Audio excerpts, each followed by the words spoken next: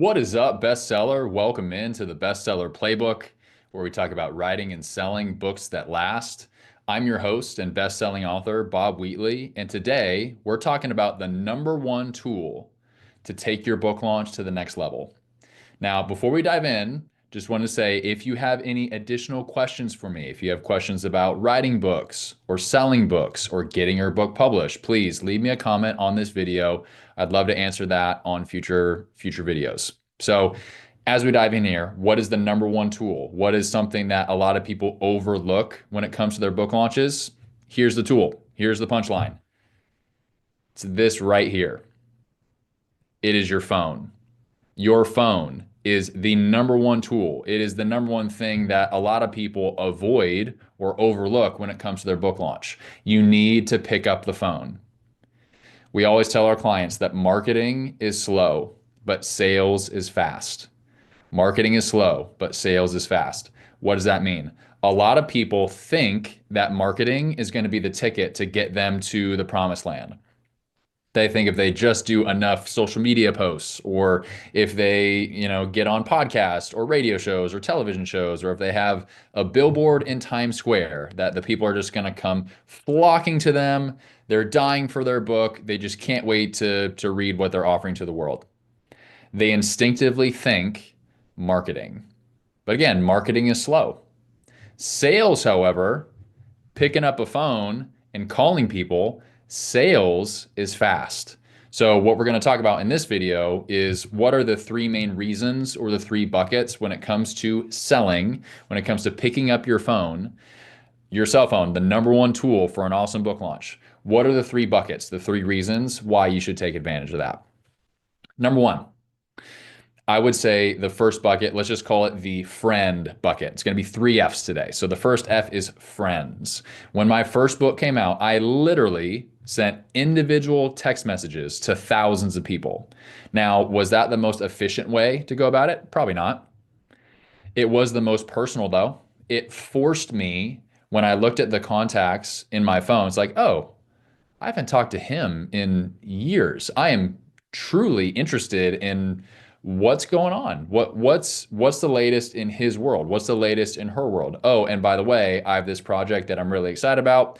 No pressure on making a purchase. It might not even be the right book for you, but I owe it to myself as an entrepreneur, as an author, as somebody who has spent months or even years writing this book. I have to tell you about it. I can't not tell you about it. Here's my book. So does that mean the only way for you to utilize your cell phone and take advantage of that friend bucket is to send thousands of individual text messages? No, that was my personal path. But the moral of the story is you should get in the habit of seeing yourself as an outbound salesperson.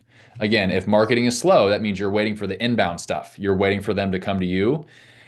You need to control what you can control. And so if you have a small platform, but you have 3,000 people in your contacts, well, are you willing to let those 3,000 people know about your book? Okay, so that's bucket number one, the friends bucket, and that's probably going to be for individual purchases, right? They might buy two, three, four, five, but for the most part, it's going to be they go on Amazon, you probably send them the Amazon link, and they end up purchasing a book for themselves or for somebody in their proximity.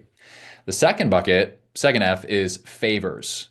You are literally, no pun intended, calling in favors.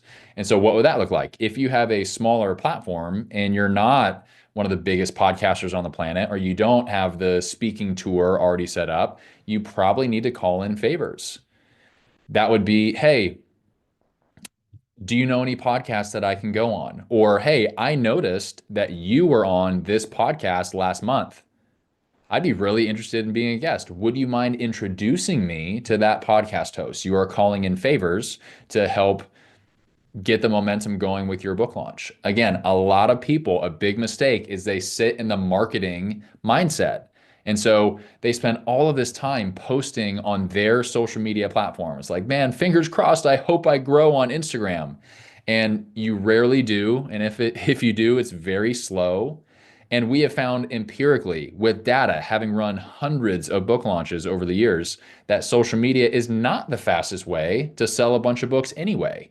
So by stepping into a sales mindset by being in that you're calling in favors frame of mind, that it'll just open your eyes to, okay, I have a book. I'm really passionate about it. I think it can really help people. And so, to the end of helping, I just need to shout it from the rooftops. I need to ask people, could be friends, family, colleagues, whatever it might be, ask them to help. And if you're doing this well, that would mean over the previous 6, 12, 18 months, you've probably done favors for other people.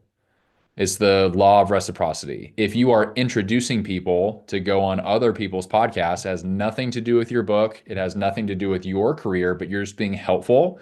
If you're helpful long enough, people are going to want to help you back. It's just that reciprocal, I scratch your back, you scratch mine. And at the end of the day, by picking up the phone and having that courageous conversation, by asking people to help you, you'd be shocked how many people are actually willing to help. So we've talked about the first two F's. Third F, right? We talked about friends, we talked about favors. Final F is going to be the final push. The final push. So for all bestseller lists, you have a week, you have a 7-day window where those orders are all counted, right? So you kind of have the pre-order tsunami. Books typically come out on Tuesdays. So let's say that initial 7-day period starts on that Tuesday, and then it closes the following Tuesday, right? You have those 7 days. So when you're in the final push, let's call it launch week, where it's no longer, hey, pre-order the book now. It's like, no, order it now. Pre-orders are done. We are live. What you would do in that week, let's say you're tracking your orders and if you're shooting for a specific number, I want to be a New York Times bestseller, I need to sell 15,000 units, or I want to be an Amazon bestseller, I need to sell XYZ units. If you're looking at how many units have been sold, you're like, man, I think we're close, but I don't know. It's time is of the essence. This is like the fourth quarter of the game. This is the ninth inning of the game. We need to blow it all out right now. That is not when you post something on social media. That is when you pick up the phone. That is when you pick up the phone and call people. The final push. So it might be circling back to those friends that you shot text messages to. It might be calling your closest circle of colleagues. It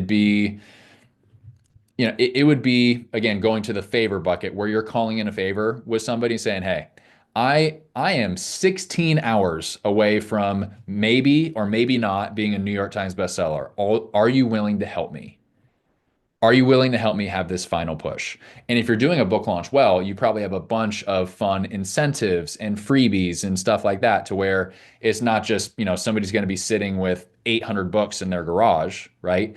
They will get a bunch of additional things and experiences and introductions, whatever it might be, to make it worth their while, or to make it worth the while of their company. Who knows? Maybe you're not selling one book to one person, you're selling 800 books to one business owner, right?